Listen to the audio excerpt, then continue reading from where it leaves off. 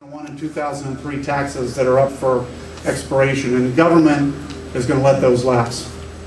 I don't know how many people realize this, but those tax cuts save the average middle-class family $1,200 per year.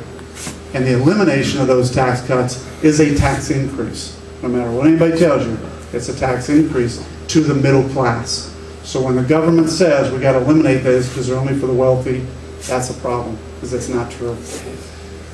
I met with a bunch of farmers yesterday, 35 farmers in Wayne County, and I was talking about the estate tax. And anybody knows about estate tax. Again, I'm a CPA, by the way. I've done plenty of tax returns. A farmer spends their whole life. They run a farm. They pay the bills. They pay their taxes. They pay all their taxes on their land. And what happens when they die? Well, John Bocherry just passed a new estate tax, or he just voted for a new estate tax. 45% will go to the federal government. That's a shame. That is, the death tax needs to be killed. It needs to be eliminated. It needs to be gone. And I promise you, if I go to Washington, I'm going to fight for that. We also have the highest corporate tax rate in the world. That's got to be changed. We also have the 48th worst tax cost in the state. The 48th worst state in the union. That has to be changed. How Ohio will ever come back is we have to be able to compete in the world and in the country. And we need to have people who understand that. And I'm, as I told you, one of the only candidates that has provided 27 years of job creation and maintaining employment for over 2,500 people and balanced businesses that I know what it takes when it comes to taxes. Now, somebody would say to me, well, what would you do when you go to Washington when it comes to jobs? Because jobs is a problem. You know, the unemployment rate in this district is almost double. I'm a small businessman. I can tell you that I cannot employ another person, as most small business people will tell you, because they're scared and they're concerned. What are they scared about? Well, they don't know what their health care costs are going to be. They don't know what their taxes are going to be. I can sit there and go to Washington and say, I've run small businesses for 27 years.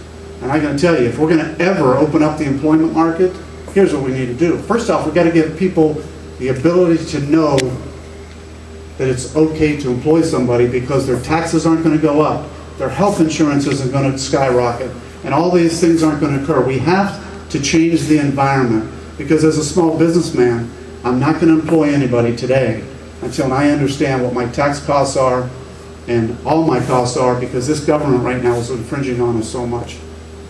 That's the tax side. When it comes to health care, nobody in the, again, with the candidates that I'm running against, can also stand up and say that they've been in the healthcare business as long as I have. Because I got in healthcare at age 20 as a CPA, and I'm still in it today. So I've got 30 years in healthcare. What are our problems with healthcare? Well, number one, the bill that's in there today needs to be scrapped and tossed out. We should not be pushing healthcare. 85% of our problems in healthcare are costs. 15% is coverage. And we do need reform, by the way, ladies and gentlemen, but we need cost reform. So how do we get cost reform? Well, again, from a business owner, it's pretty simple. How do you get cost reform? Number one, competition.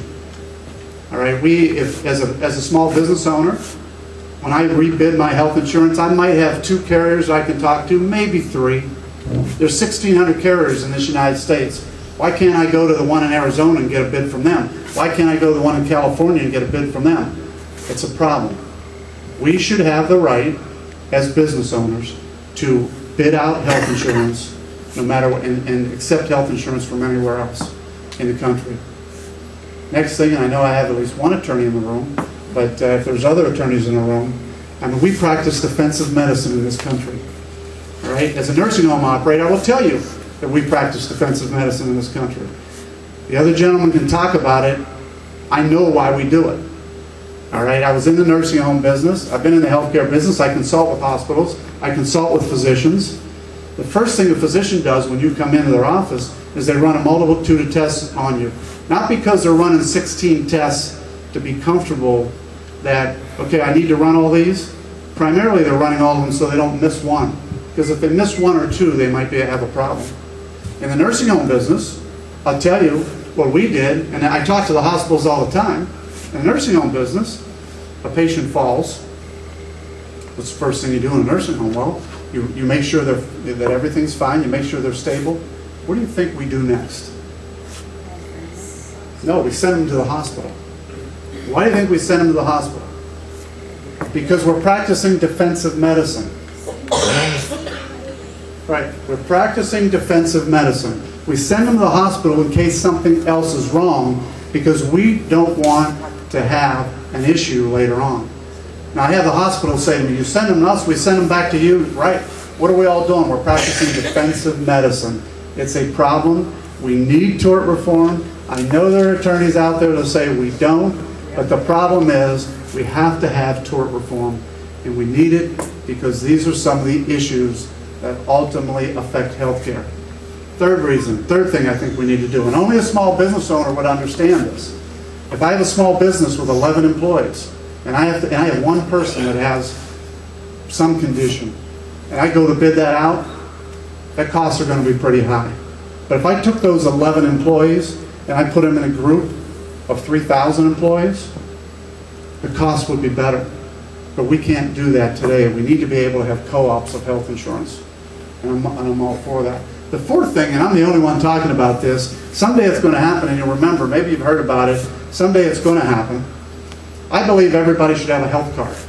Now what does that mean? I believe everybody's health history should be on a card, and you should have it in your pocket.